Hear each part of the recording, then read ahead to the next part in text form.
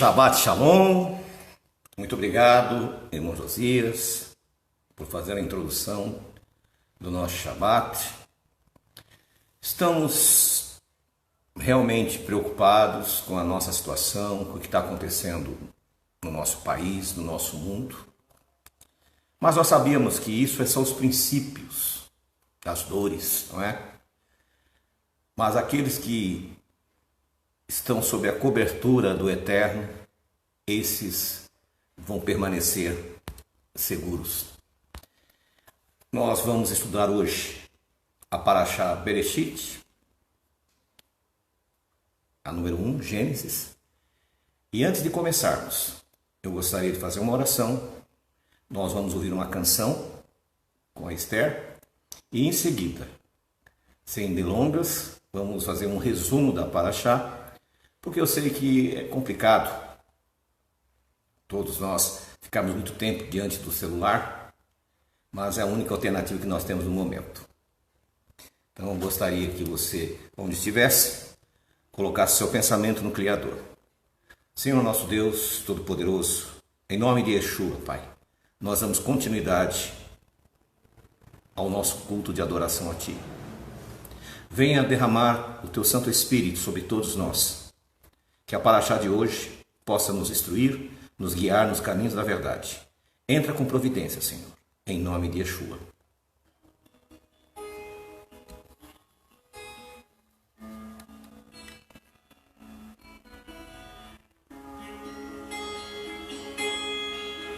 שהלב בוהה לכאבים שומע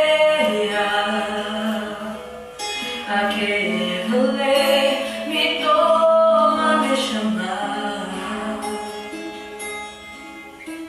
אדם נופל לפני והוא שוקע בתפילת קטן שותה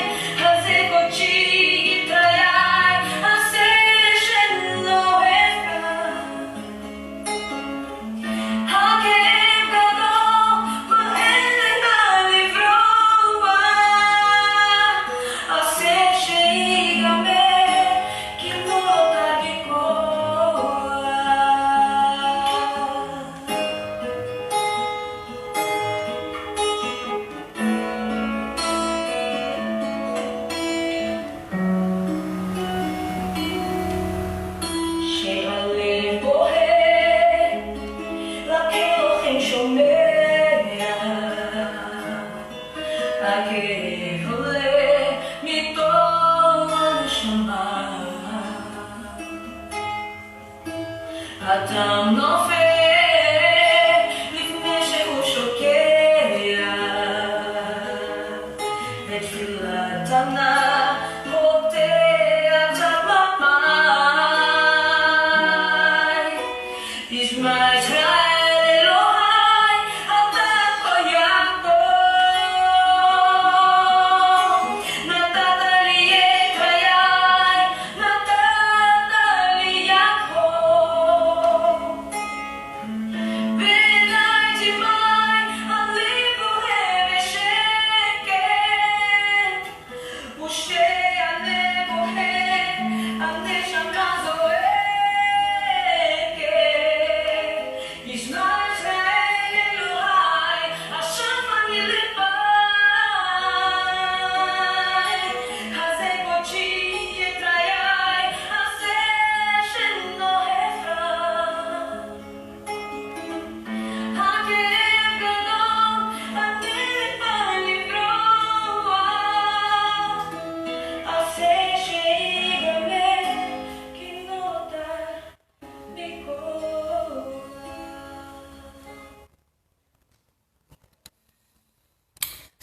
volta.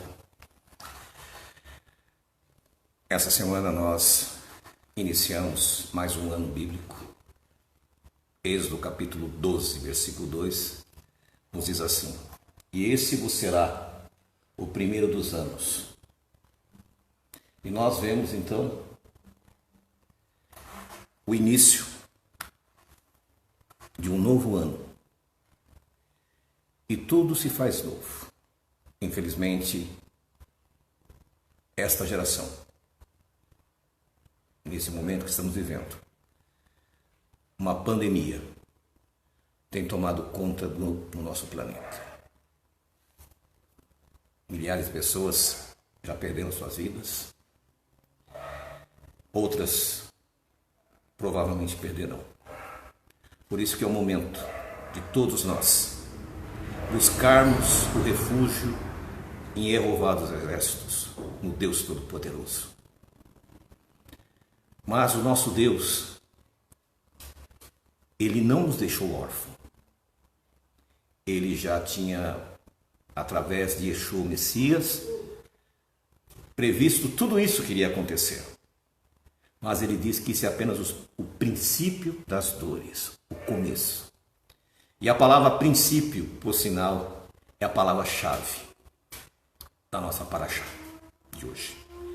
Bereshit. Ela se encontra em Gênesis, no capítulo 1, a Gênesis, capítulo 6, versículo 8.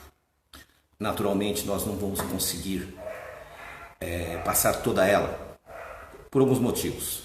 E o principal, não queremos cansar muito você. Gostaríamos de fazer um resumo. E esse resumo que eu gostaria de fazer, eu gostaria que você pensasse, refletisse muito bem no que nós vamos falar. Por mais do que a sociedade tem feito, por mais do que a sociedade tem procurado dar respostas, as Escrituras Sagradas nos falam de que tudo isso iria acontecer. Todas essas coisas iriam acontecer. Então, meus queridos, eu peço que você reflita muito bem.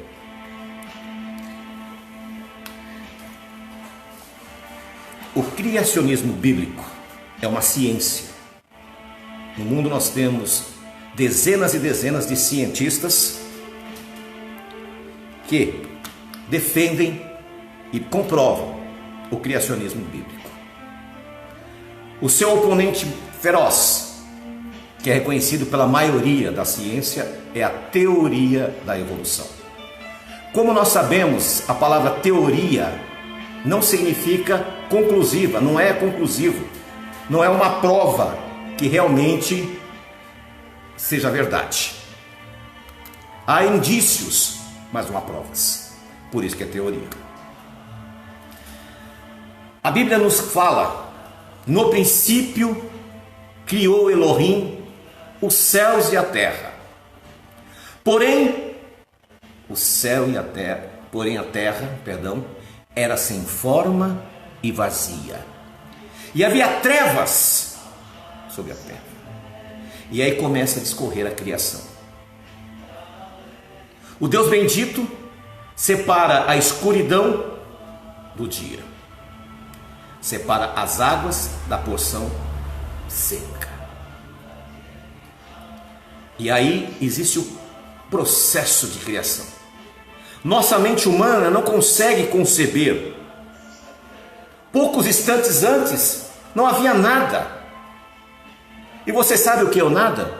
É nada, não tem. Não dá para nossa imaginação alcançar o que existia antes do primeiro instante que o Criador disse: haja.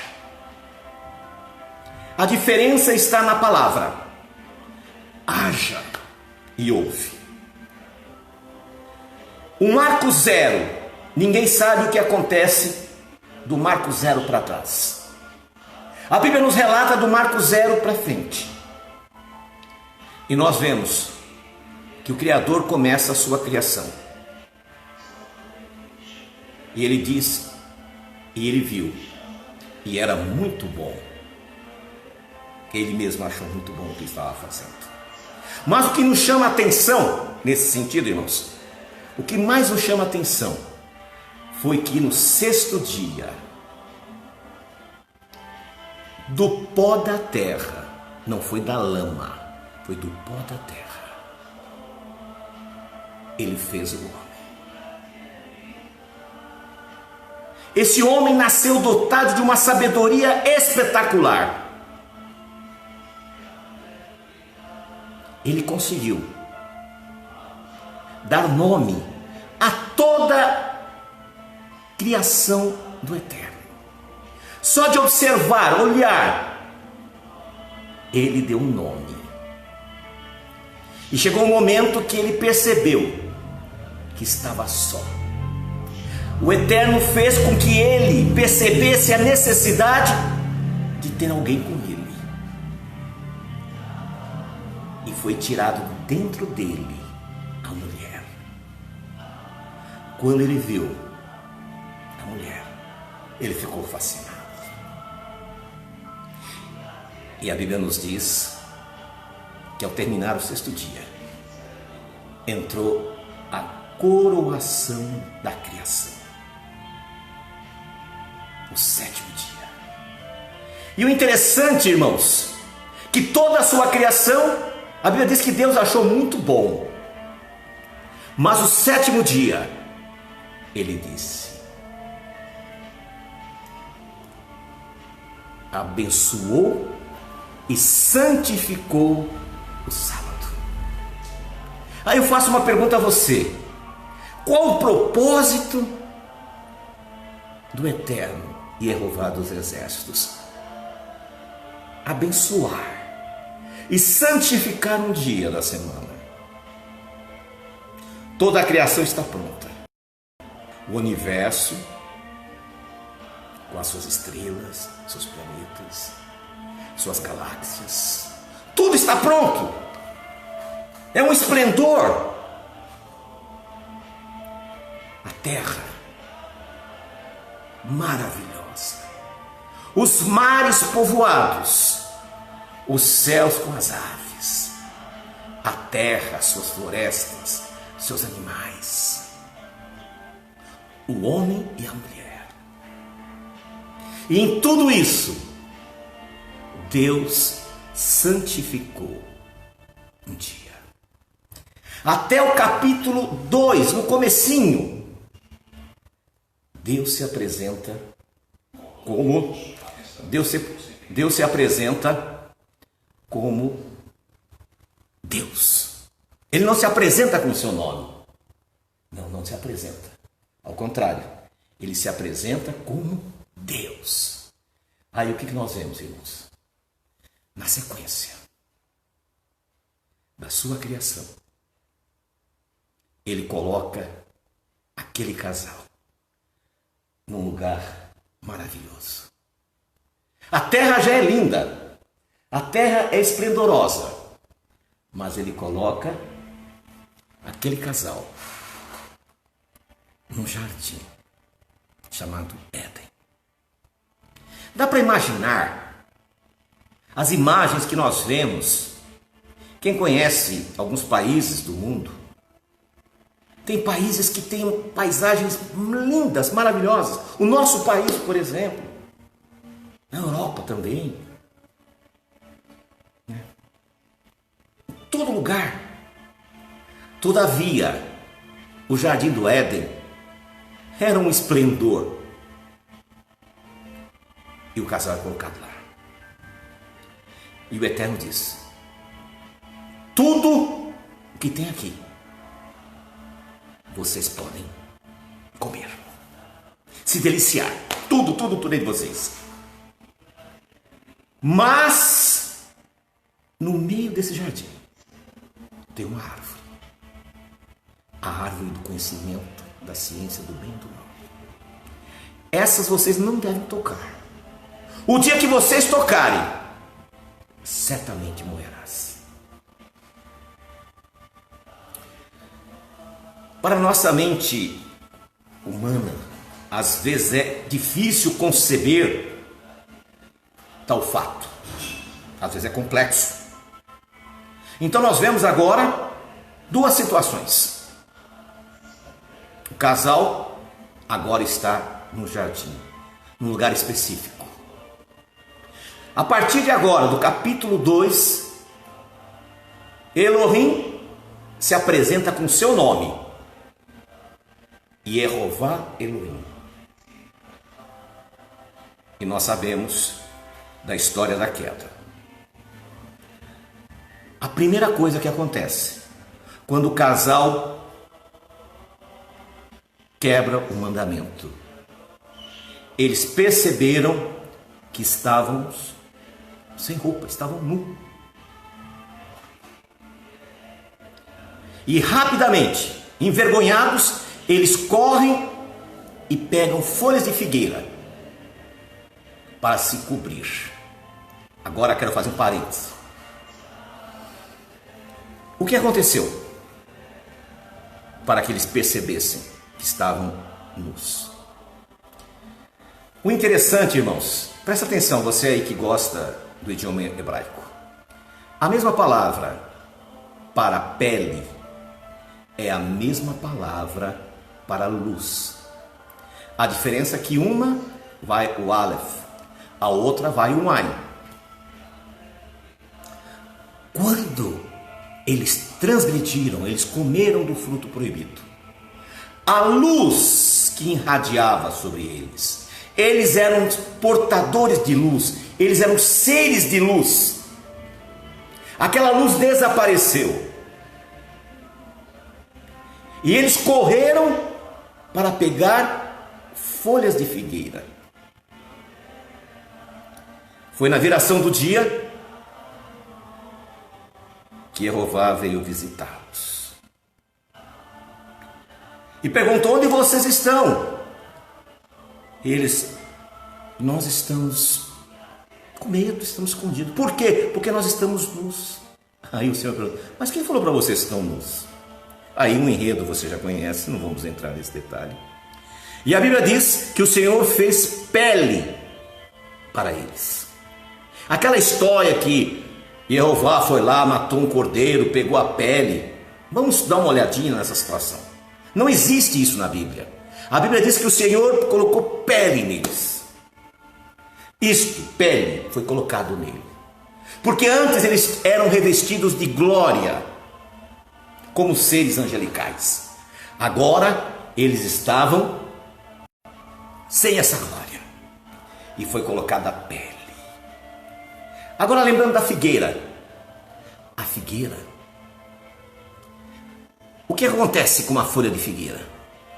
Quando ela é arrancada do pé, ela vai murchando, murchando e secando. O que acontece com a nossa pele?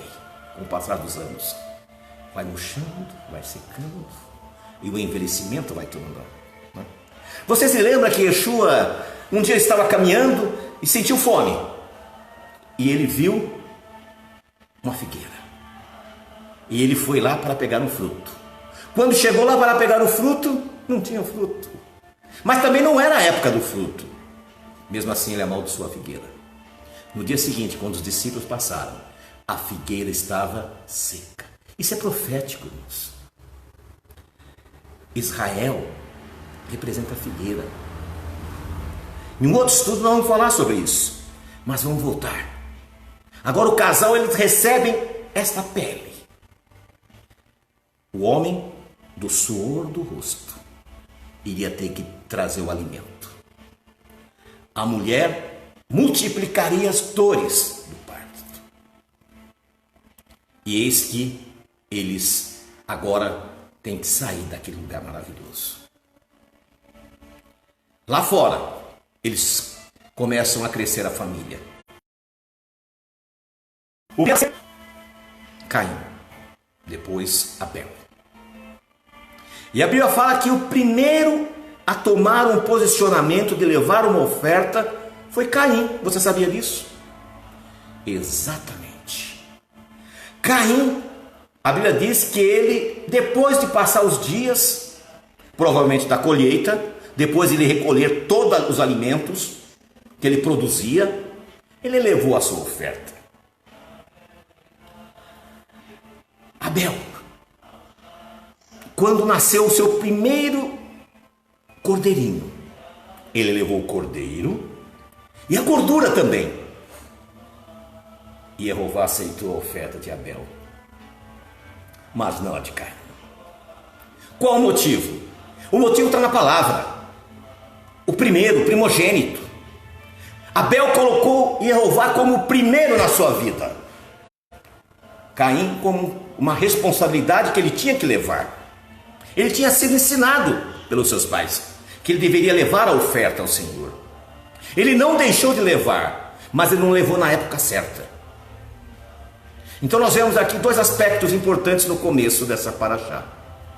Primeiro, o Shabat, abençoado e santificado. Perfeito? Segundo, as ofertas. São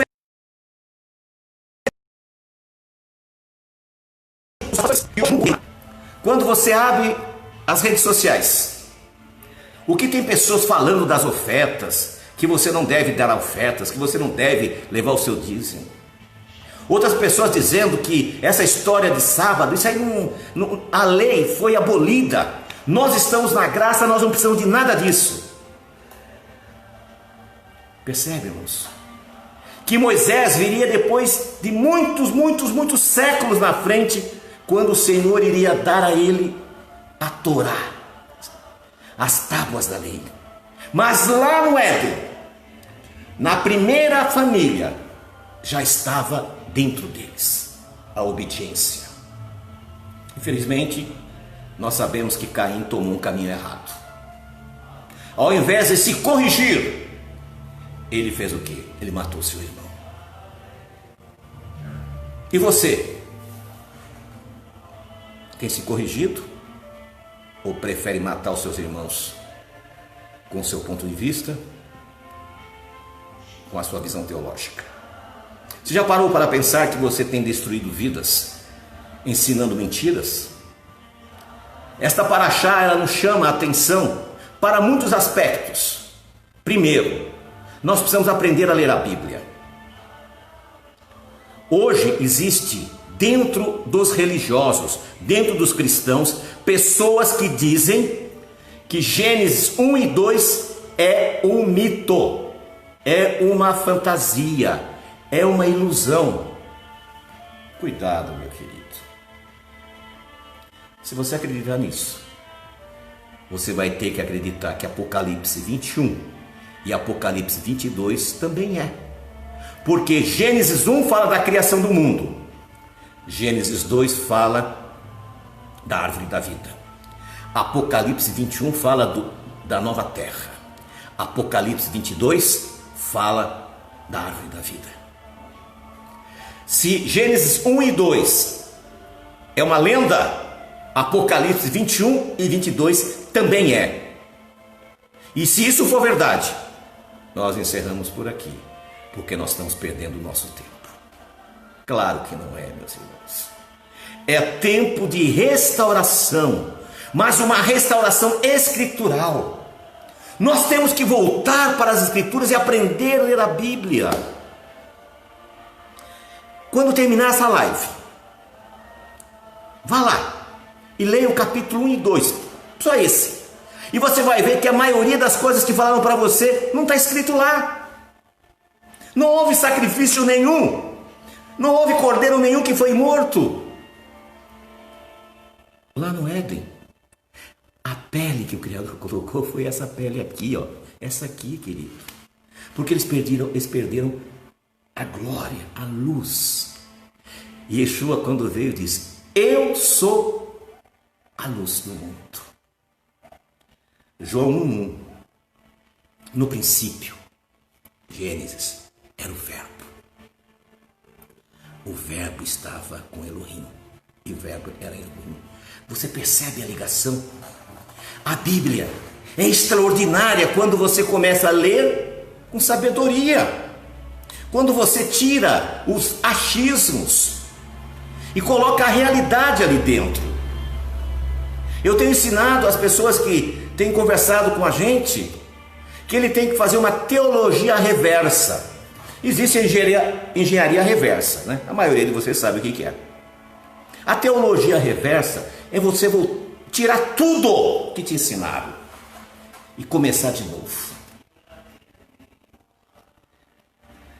Em Apocalipse diz: importa que ensines outra vez. E nós temos que fazer isso, irmãos. Ensinar de novo. Recomeçarmos. Sim, meus amados. Eu coloquei um texto hoje na rede social, no Facebook, dizendo o seguinte: eu não vi nenhum grupo messiânico ou nazareno dando Feliz Ano Novo. Será que eles estão aguardando o meio do ano para dar Feliz Ano Novo no meio do ano? Será que eu estou ficando maluco? Ou é esse povo que está perdido, irmãos? O que está acontecendo, gente? Nós vemos que Jeremias, antes do povo ter saído e sido levado cativos lá para Babilônia, antes, ele já havia escrito, em Jeremias 6,16, ele já havia escrito o seguinte: buscai pelas veredas antigas, procurai o melhor caminho, porque o povo já havia se extraviado. Depois ele vai dizer: nós herdamos só mentiras dos nossos pais. Imagina se ele tivesse visto o que aconteceu depois que eles voltaram da cativeiro. Se ele descobrisse que aquele povo que ele lutou tanto por 23 anos, tanto, voltaram pior. Primeiro que a maioria não quis voltar. A maioria quis ficar nas belas cidades da Babilônia, da Pérsia. Se eles não tivessem ficado, não teriam passado pelo decreto de morte que Ramã colocou sobre a vida deles. Porque eles tinham recebido a ordem para voltar, mas não voltaram. E quando voltaram, trouxeram tudo que não prestava da Babilônia. Criaram uma Torá particular, uma Torá oral, que os nossos sábios falaram. E Jeová ficou de lado. Agora são os nossos sábios. Se Jeremias visse aquilo, ele ficaria muito frustrado. Ao invés de retornarem e agradecerem ao Eterno por terem sido frutos de uma profecia cumprida, eles se afastaram cada vez mais. Mas vamos voltar lá para Paraxá. A Paraxá continua. Agora vem as famílias da terra. E sai duas linhas: os descendentes de Sete, que iriam manter-se servindo ao Deus Criador, e os descendentes de Caim, que iam se tornar cada vez mais ímpios. Infelizmente, 2 milênios se passam e apenas um homem justo permanece na terra, que é Noé. E Deus decide destruir tudo aquilo. Outra coisa, irmãos, quando nós falamos desses homens que habitavam a terra naquele período, o que vem na sua cabeça é o que hoje eles colocam, que são aqueles homens da caverna. Mas não eram, irmãos, claro que não eram. O próprio Noé, para construir aquele barco naquele tamanho, tinha que ter conhecimento. Ele tinha que ter sabedoria, conhecimento de engenharia, de construção. A Bíblia diz que eles sabiam lidar com a forja, sabiam fazer instrumentos de aço, instrumentos de ferro. Você já viu uma pedra de ferro? Provavelmente já deve ter visto um monte e você não sabe o que é aquilo. Você sabe a temperatura que tem que fazer com que aquela pedra derreta e vire um metal? Você já tentou afinar uma guitarra, um violão? A Bíblia diz que Tubal-Caim, ele era especialista nisso. Ou seja, aquilo que ensinaram para nós de homens trogloditas, aquilo não é verdade. A sociedade daquela época era uma sociedade desenvolvida. Eles desenvolveram todo tipo de artifício, a Bíblia fala. Só que nós lemos a Bíblia, mas imaginamos o que nos mostram, o que nos trazem. Então, meus irmãos, essa paraxá, de todas as paraxiotes que nós vamos estudar, se você não entender elas, as demais também não vai entender. Por isso, a minha sugestão, leia do capítulo 1 ao capítulo 6, versículo 8, mas reflita. Lembre-se que o que nos ensinaram eram mentiras, não é verdade. Não teve sacrifício nenhum lá no Éden. Não era pele de animal, era pele, carne. Lembre-se que o sétimo dia foi santificado e abençoado. Lembre que as ofertas, Deus aceita quando você faz direitinho, quando você faz segundo a vontade dele. Outra coisa, irmãos. Vivemos numa geração que se abandonou tudo.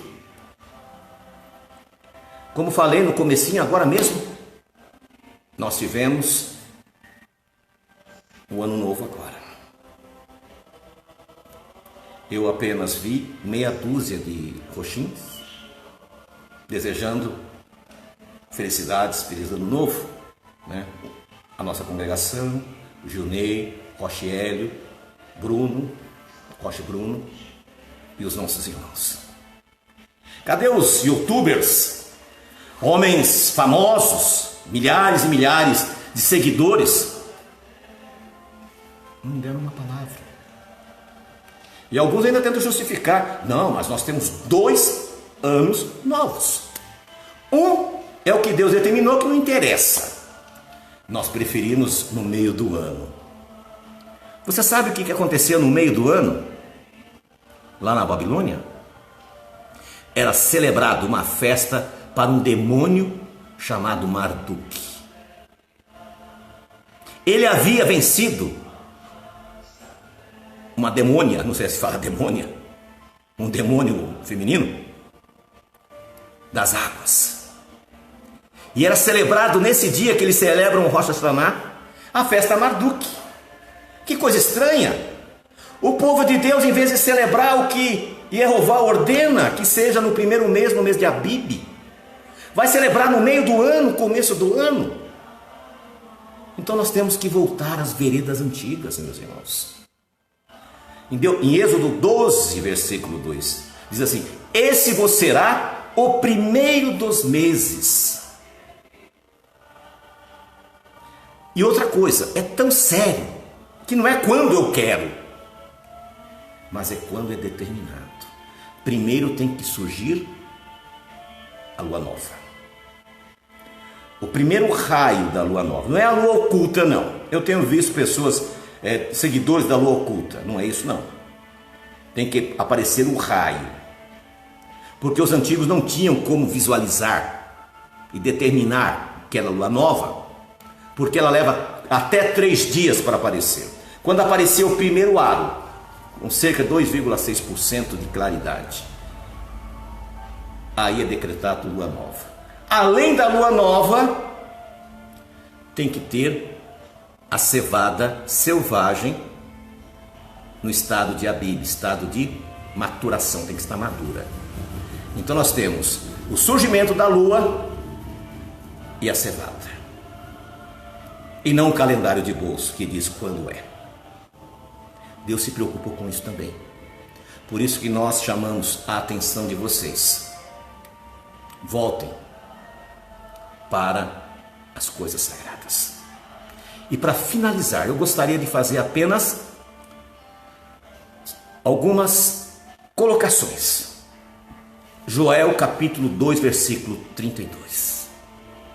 E todo aquele que invocar o seu nome será salvo. O profeta Joel nos fala que para sermos salvos, nós temos que invocar o nome de Elohim. Hashem não é nome, Hashem é nome. A palavra Hashem é nome. Igual a nossa congregação. Shemolã, nome eterno. Não quer dizer nada. Adonai é Senhor, não quer dizer nada. Eterno é eterno, não quer dizer nada. E o nome?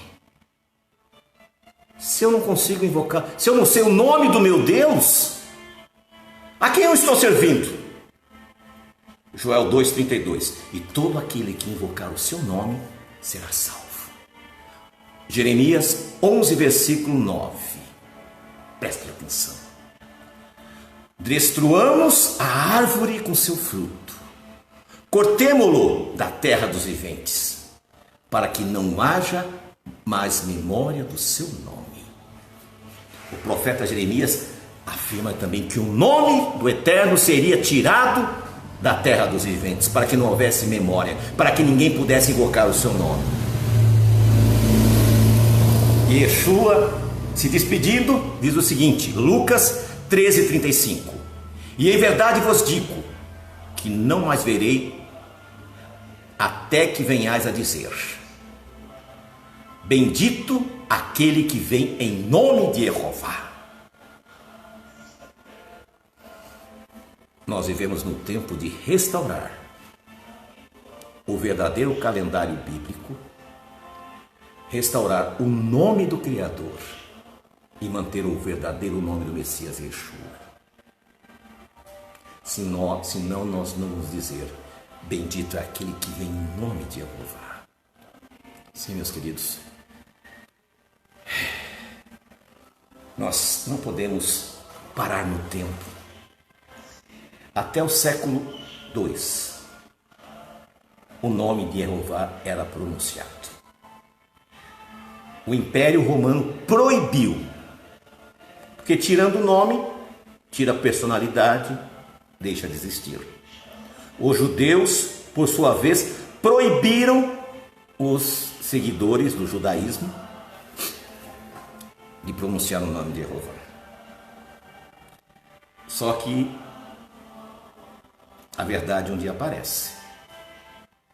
Hoje já foi achado milhares de pergaminhos com sinais maçoréticos, trazendo o nome do Criador. Recentemente, no Vaticano, ela digitalizando a sua biblioteca, foi achado praticamente numa lata de lixo, lá no canto, alguns escritos do Novo Testamento. E esses escritos traziam o nome do Criador. Hoje está documentado. Além das cartas que foram localizadas durante toda a Idade Média, os rabinos passavam de um para outro o nome do Criador, as vogais do Criador em código, para que não se esquecessem. E um desses códigos era Leolã, que é justamente as letras. Se nós pegarmos as vogais de Leolã e colocarmos no tetagrama, no Yod He Vav He, nós temos Jeová. Sim, meus queridos, vou finalizar com Jeremias 6,16.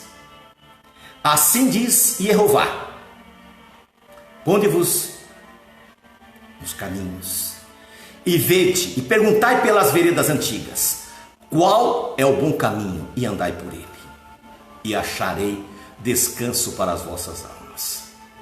A Shemolã, ela tem esse propósito, trazer descanso para nossas almas. E eu saúdo aqui os meus irmãos que também estão nessa empreitada. Eu saúdo o irmão Junei, lá em Ji-Paraná, levando essa bandeira.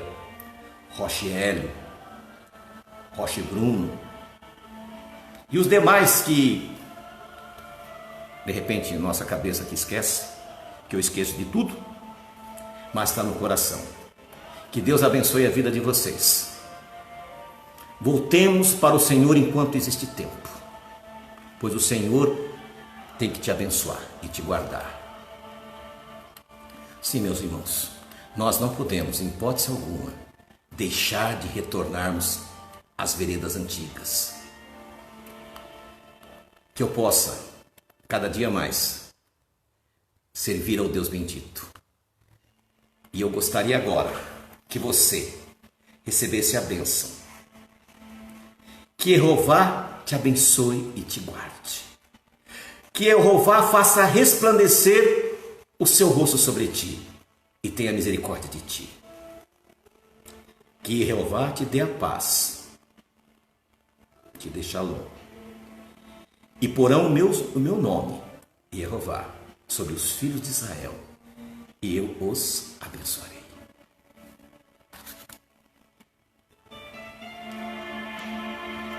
Que o Eterno os abençoe. Durante a semana estaremos soltando alguns minutos de Techuvá.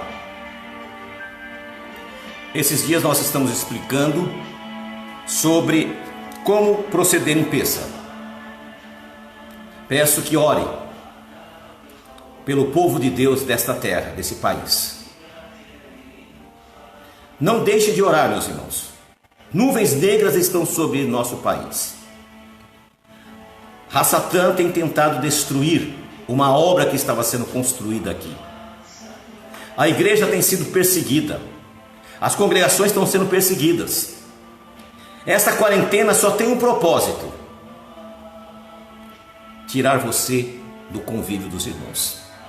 Vamos levantar um clamor para que Deus entre com providência e tire de nossa pátria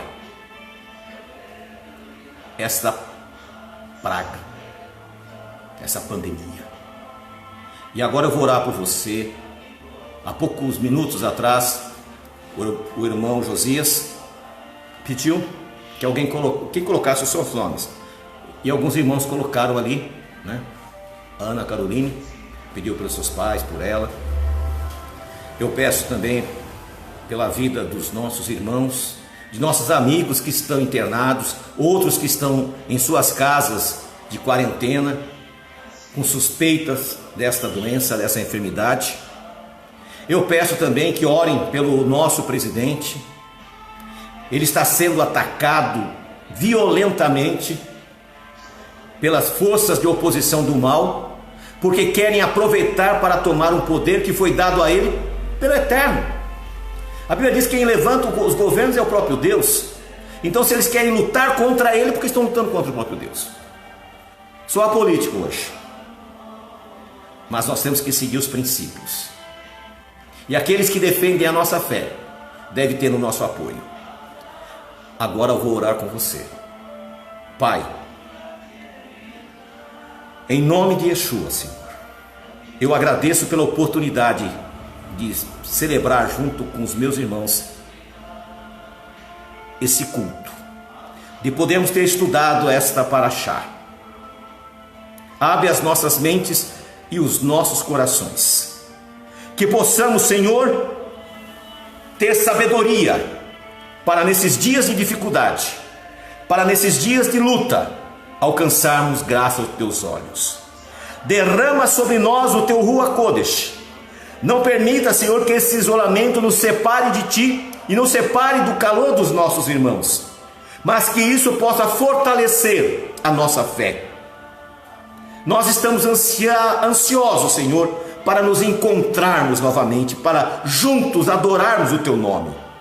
E é em nome de Yeshua que nós te agradecemos, ó Jeová dos exércitos. Amém.